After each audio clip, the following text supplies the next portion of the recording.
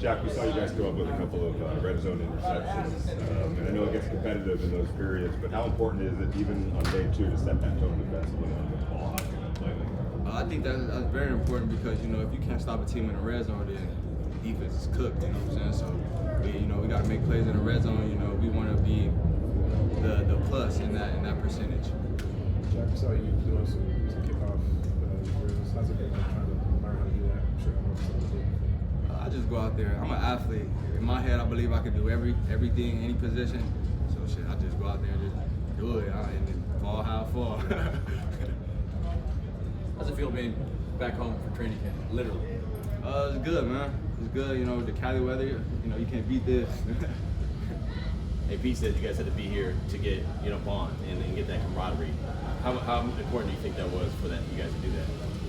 I think it's very important. I mean, for a team to go the distance, you gotta have that team camaraderie. You gotta have that team chemistry. You gotta be a brotherhood. If you don't have that brotherhood, then you probably won't make it far. Jack, it isn't often that some of those guys join the team and do what you did, and now when you look back on that experience, getting to know these guys, like you said, connected, how important was that, especially now in the I think it's bigger for the team to accept the player that's coming in versus the player to accept the team, because at the end of the day, this is the team, and it's like 52 versus 1, you know what I'm saying? And when I came here, man, the whole 52 just loved me. It was love from the jump, and granted, I love being here, and I still love being here. I'm always love being here, but they love me. They showed me love. They gave me a helping hand. I appreciate that, and that's probably why I'm standing in this position right now I am today.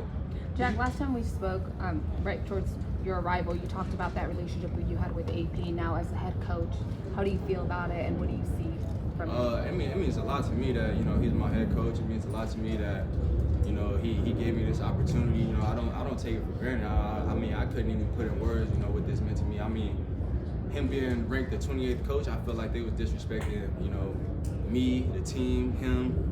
I don't like that. That set a fire under me. We're gonna show everybody 6-11 is crazy. I'm gonna get beat 11 times throughout the year. I'm gonna lose more than I win, and I don't like that. That's not who we are. That's not why we working. That's not why we here. We gonna step up and we gonna show why. A lot of guys try to pretend like they don't read that stuff. Like they're like, I don't see it. You clearly do. You look at it. Why is it important to check it out and use that as motivation? I wouldn't say it's important to check it out, but it's like you see it. You've been tagged in it all day. You just seeing that stuff. You're on social media, and for a guy to say, "Oh, I'm not checking that stuff," maybe he's telling the truth, but you can't say you don't see it because you're being tagged in it and all that stuff. So I wouldn't say it's important to check it, but you definitely can't ignore it because you can't let anybody talk however about you. You know what I'm saying? Is that something you guys talked about, or is that something that you just saw and then you felt that way, or did you guys talked about it as a team? I felt that way, and then we talked about it as a team. Max came in front of the team and let everybody know, like, this is what it is, this is what they think about us, how we gonna handle it. Jack, will you talk about your relationship with Ricky, just how that's coming along and developing? Yeah, me and Ricky relationship good. He expect me to step up and lead the young group. Me and Nate, the older guys.